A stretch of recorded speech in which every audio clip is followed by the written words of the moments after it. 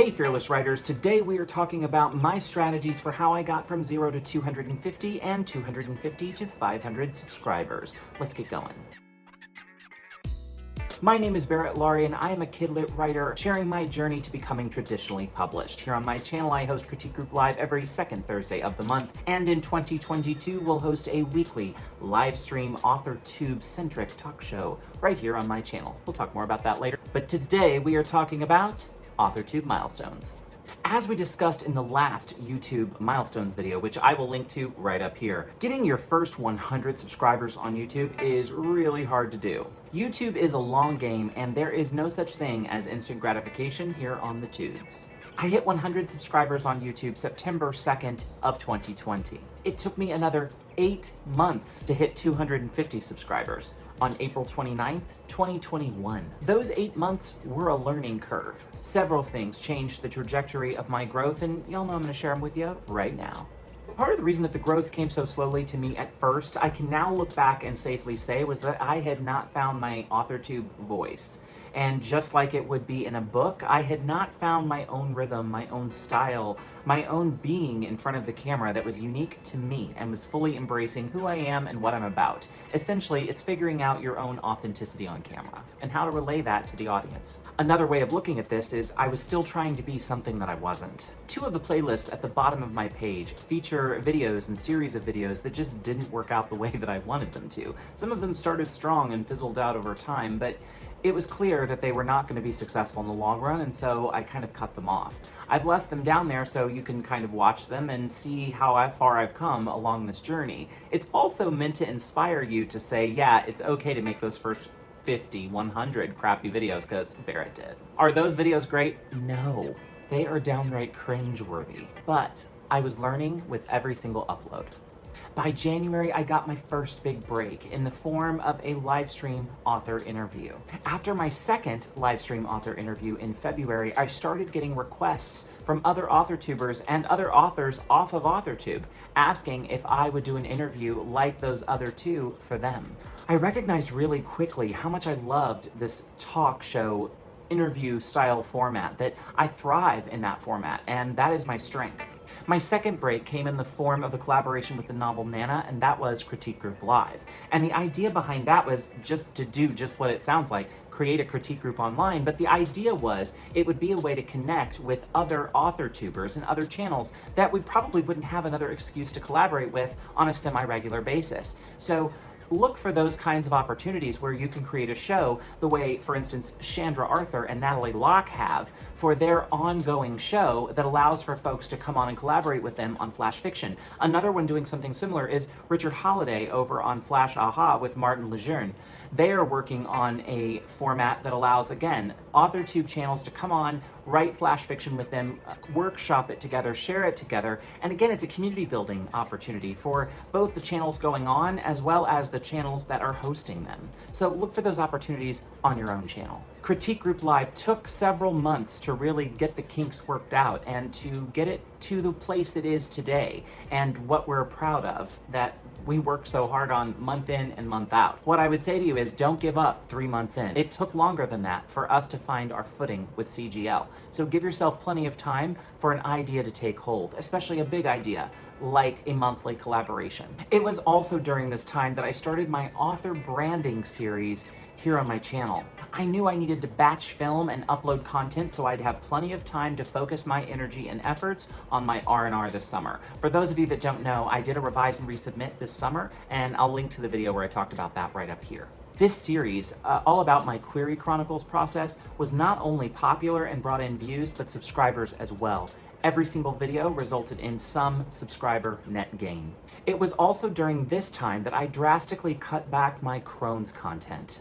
The algorithm had heavily promoted my Crohn's content and had not been as aggressive with my AuthorTube and writing content. So it was during this time, about the 250 subscriber mark, that I pivoted and moved to once a month, sometimes every other month, Crohn's updates. And when I am doing those videos into the future, I've decided to make the focus how Crohn's impacts my writing. Because again, I'm trying to train the algorithm to understand that I want them to promote this content, not the Crohn's content. Worst case scenario, if I don't see enough of a change from YouTube continuing to promote those older Crohn's videos, in the next 3 to 6 months, I will likely have to unlist them and just give enough time for the algorithm to understand what I'm wanting them to promote.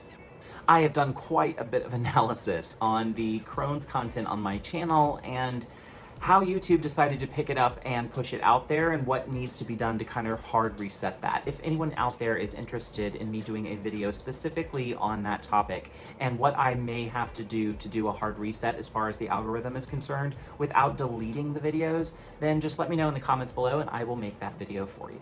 At this point, around the 250 to 375 subscriber point, my content strategy was really starting to take hold. I was getting really comfortable in my pre-recorded videos. I was liking the editing that I was doing in my pre-recorded videos.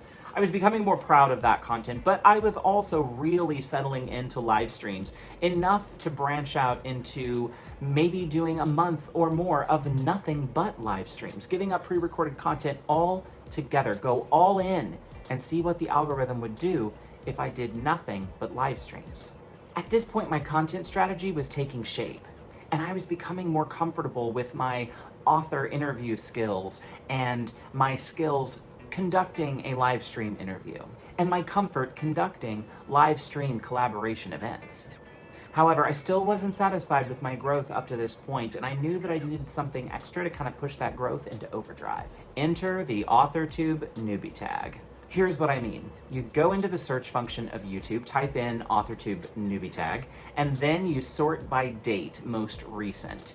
Then you do just what you think you do, which is go down through the videos and check out the AuthorTube Newbie tag videos of the newest people on AuthorTube. It's a great way to introduce yourself to someone and kind of make a good first impression.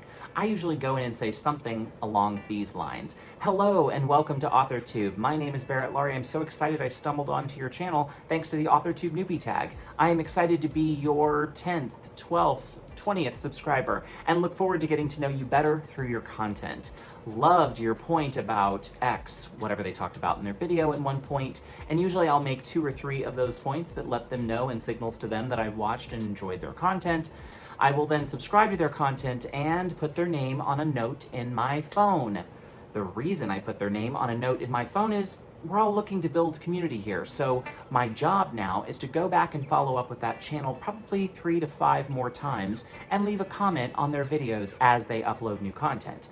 Each time I do that, I'll make an X next to their name on the list in my notes. 8 times out of 10, a new AuthorTuber would come over to my channel eventually before I reached that 5th interaction with their content and would introduce themselves and engage with my content over on my channel, and we would begin a relationship of being in the same niche and being colleagues, for lack of a better word. Not only were these people immersing themselves in my community, but I would go back to their videos and immerse myself in theirs. It's a two-way street. For the 2 out of 10 people that can't be bothered to support anyone's content, but I guess their own, usually I would cut those people loose after I saw I had interacted with their channel 5 times. So when I saw 5 X's next to someone's name, indicating that I had been to their channel 5 times and had never heard back from them over on my content, I usually cut someone loose from not only the note section, but also the subscription as well. Because listen, my time is valuable and I need to spend it on the channels that are willing to engage with not only me, but my community.